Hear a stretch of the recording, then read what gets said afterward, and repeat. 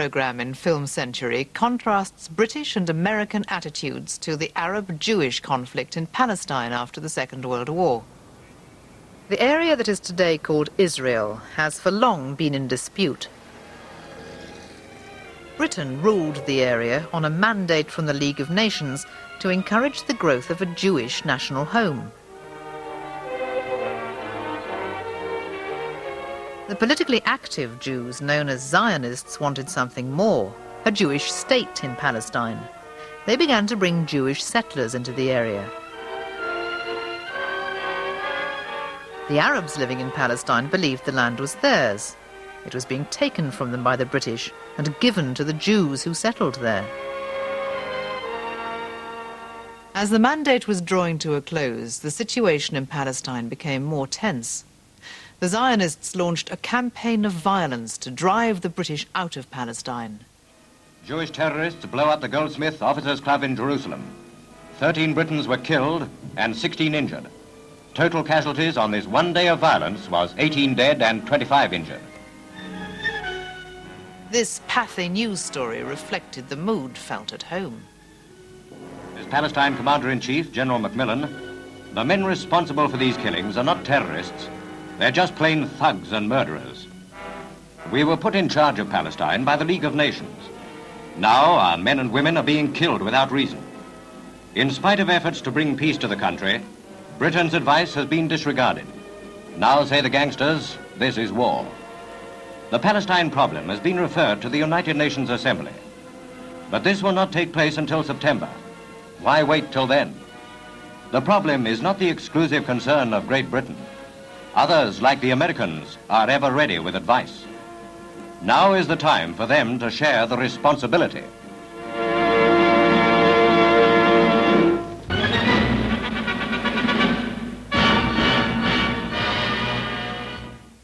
In the 1940s, about 30 million people went to the cinema each week. The newsreels that preceded the main film were an important source of information. British newsreels about Palestine were naturally enough sympathetic to the plight of the British soldier, caught in the middle of what was presented as an impossible conflict between Jews and Arabs. Zionist violence was directed at British targets.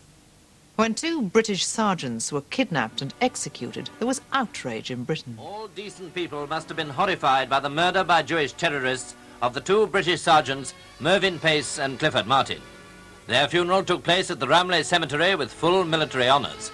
The 2 sergeants, kidnapped as hostages, were hanged as a reprisal, the sort of cruelty once commonly indulged in by the Nazis. Until the appalling situation in Palestine is cleared up, unspeakable outrages may well continue.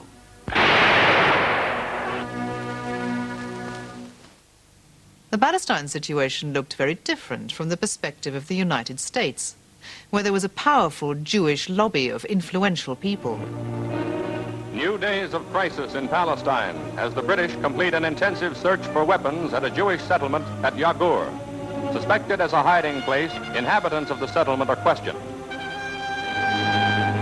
Then, under a stone slab leading to a secret room, a large cache of arms and ammunition is brought to light. When these films were made, 3,000 Jews had been arrested by the British, accused of being underground terrorists. Many of them have since been released. The US President Harry Truman believed strongly in the ancient right of Jews to the Holy Land. This newsreel shows the president attending a rally of Jewish war veterans. Look out for the banners carried by the marching soldiers. Thousands of fighting men from 31 states join in the protests.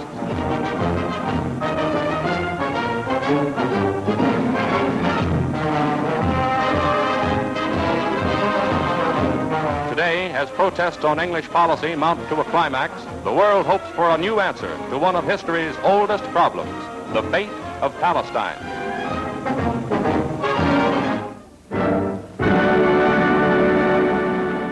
In the years immediately following the Second World War, the British set limits on Jewish immigration.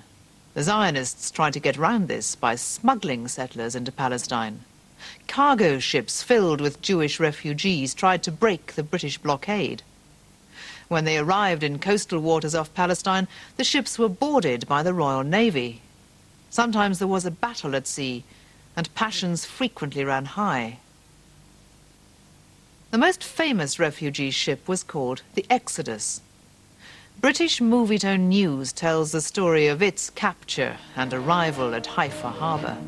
After being intercepted by the Navy, the illegal immigrant ship Exodus 1947 entered Haifa harbour under escort. As the President Warfield, the vessel had done good war service.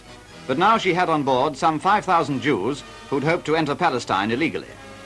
When she was boarded at sea by the Navy, a fierce battle was fought on her decks, resulting in many casualties on both sides. It was the most serious incident of its kind yet reported. As the illegal immigrants came ashore to be transferred to another ship, the proceedings were watched by Judge Sandstrom of the United Nations Special Committee on Palestine. 2 fatalities had occurred during the fight, and some of the 35 seriously wounded are reported to have died later in hospital. The would-be immigrants were searched and then escorted aboard the Ocean Vigor and other ships for deportation. Obviously, the need for a decision on the Palestine problem grows more urgent with every fresh incident. To the British, the arrival of these rickety old ships, laden down with refugees, was an embarrassment. To the Jewish survivors of Hitler's Holocaust, Palestine must have seemed like their last hope. These emotions were powerfully expressed in a film titled The Illegals, made to raise money for the Zionist cause. It follows the journey of a group of refugees as they sail towards Palestine. It's a mixture of drama and documentary, shot on a refugee ship. See how different the story looks here from that of the British newsreels. Before noon, the British warship appeared, for in those days, Great Britain, a power from far on the other side of Europe, sent planes and ships to patrol the Mediterranean Sea, and they searched for Jewish immigrants whom they called illegals. I won't send a boarding party to verify your identity. And there is no use in stifling them down there any longer. They know we are Jews. They will follow us. And so the people came out into sight. Many were sick and dazed from the long hours in the bottom of the ship. They knew the British would take them to the small island of Cyprus, where they would again be placed in a camp. And they knew of this camp from the thousands who had gone before and been placed there by the British. It was a camp in a dry and deserted part of the island, a wilderness. Yet they had come because they could not remain in Europe, and even Cyprus was on the way to Palestine.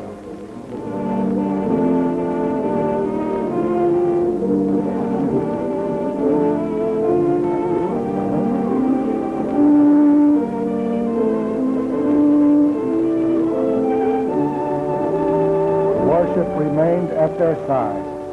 There were those who wanted to resist the seizure of their vessel as a token, but others said, "Our ship is filled with women and babies. This time we must not resist." They made ready their banners and their true flag.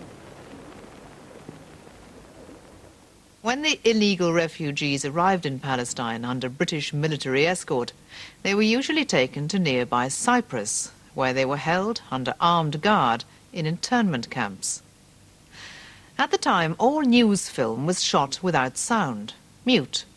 The sound was added later by the newsreel editors in London, Paris, or New York. Look at these 2 newsreels about Cyprus, which use the same shots but tell a very different story. First of all, the British version, edited in London. Another stage is reached in the tangled course of Palestine events. From the British ship Empire Rival, the first parties of illegal Jewish immigrants disembarked a landing craft. They are in Famagusta Harbour, Cyprus. Sailing from Haifa under British government orders, the immigrants are to be kept in camps pending a decision on their future.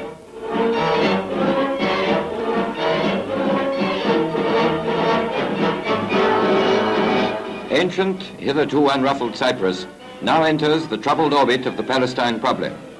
To the refugees, there is an inevitable and tragic irony to this enforced internment. It comes at the end of their long journey from European persecution, and when they were within sight of the land they look upon as a national home. Many accept their situation philosophically. More aggressive spirits gather to demonstrate against the authorities. Jostled around in the flurry, the camera records the urgency and unrest which personify the unhappy question of Palestine. Through it all, British troops stand by. Looking on at a quarrel which is none of his making, few will envy Tommy his job in Cyprus. Now watch the American version of events in Cyprus, edited in New York.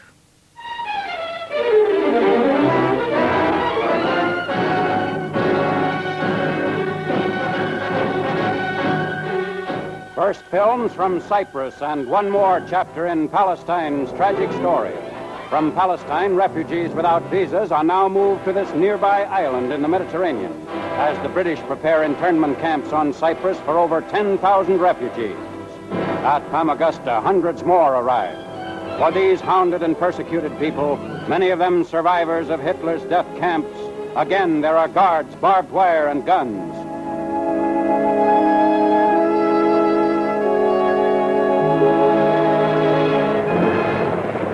Two British battalions make up the reception committee at the camp.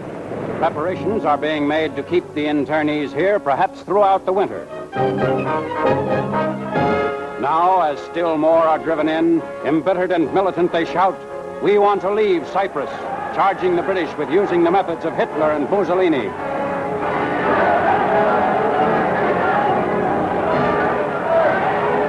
Violence breaks out as British troops attempt to quiet the crowd by volleys fired over their heads.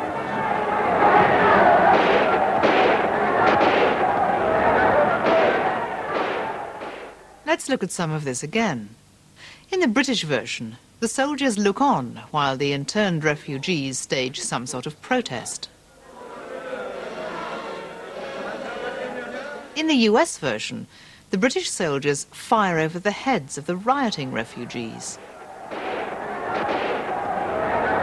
Remember that the film was shot without sound. All sound effects, music and commentary were added later. So from the film evidence, we can't tell whether the soldiers opened fire or not. Who yet will write the judgment to avert threats of even greater anguish in the Middle East?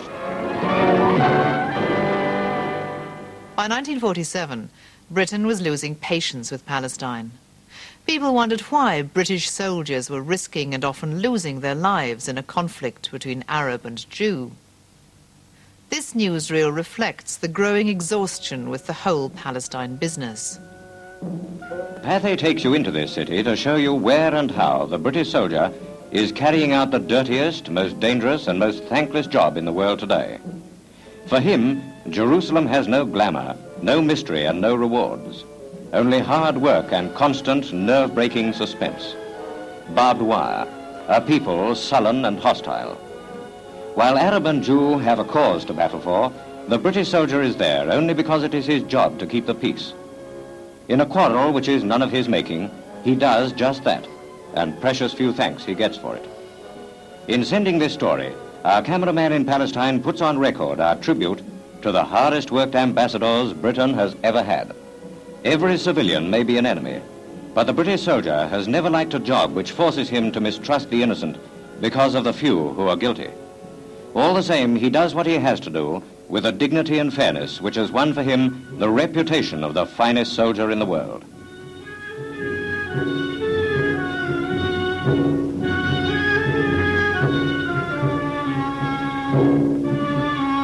Off duty, he carries arms. He does not walk in the streets alone. Imagine yourself in his shoes. And yet he finds time to look down on Jerusalem from the Mount of Olives. That is the British Tommy's life in Palestine today. We salute him. It was all very well for Britain now to be fed up with the Palestine situation, but Britain had largely created the problem in the first place. In 1917, the British government had offered the Jews a national home in the land of Palestine, while ignoring the fact that Palestinian Arabs already lived there. In the Balfour Declaration, the British guaranteed not to prejudice the civil and religious rights of the existing communities in Palestine. In 1947, the overstretched government in London decided to pass the problem on to the newly formed United Nations. Committee of the United Nations Assembly, the British intention of relinquishing the Palestine Mandate was stated by the Colonial Secretary, Mr. Creech Jones. His Majesty's government have determined to base their policy on the assumption that they must lay down the mandate, under which they have sought for 25 years to discharge their obligations to fulfill the growth of the Jewish national home and to protect the interests of the Arab population. In order that there may be no misunderstanding of the attitude and policy of Britain, I have been instructed by His Majesty's government to announce with all solemnity that they have consequently decided that in the absence of a settlement, they must plan for an early withdrawal of British forces and of the British administration from Palestine. The United Nations were just as much at a loss as to what to do about Palestine as the British government had been. There was sympathy for the Jewish cause, but there was concern that an Arab population should be made to leave their lands so that the State of Israel could be established. Eventually, the UN proposed a plan to partition Palestine. At Flushing, Long Island, the General Assembly of the United Nations has made its decision on Palestine. The map shows what partition means. The Jewish state colored light, the Arab state dark, Jaffa to go to the Arabs, Jerusalem internationalized. There was heated debate in the Assembly. Senor Arana of Brazil, presiding, calls on the nations to vote and announces how they vote. The resolution of the DAC Committee for Palestine was adopted by 33 votes, 13 against, 10 abstentions. In December 1947, the partition plan was voted on. And this was the scene next day in Jerusalem. The Jewish people at once began to celebrate the United Nations decision. If they hadn't got all they wanted, they had at least gained the verdict for the setting up of a new Jewish state. The Arab reaction was to follow. 2 days later, this was the typical scene. Arabs advancing on the center of Jerusalem at the beginning of a 3-day strike and an orgy of wrecking, looting and bloodshed. Isolated police were more or less powerless to deal with the riot, which beginning as a demonstration quickly led to the burning of Jewish shops and the general destruction of Jewish property. Fires were soon blazing in many places throughout Jerusalem. The burning of the Rex Cinema is typical. The implementing of the United Nations decision is the big query. Meanwhile, Britain announces the ending of her mandate next May. So in 1948, the land of Palestine became the State of Israel. The cinema news coverage we've seen in this programme compared the British view of events with those of the US, pro-Zionist view. There was no Arab perspective recorded on film in the 1940s because there was no developed Arab cinema industry in the region at the time. This means that the Palestinian Arabs are relatively invisible on the film record. But it doesn't mean that they weren't there, or that they didn't have a viewpoint. They simply had little or no access to film.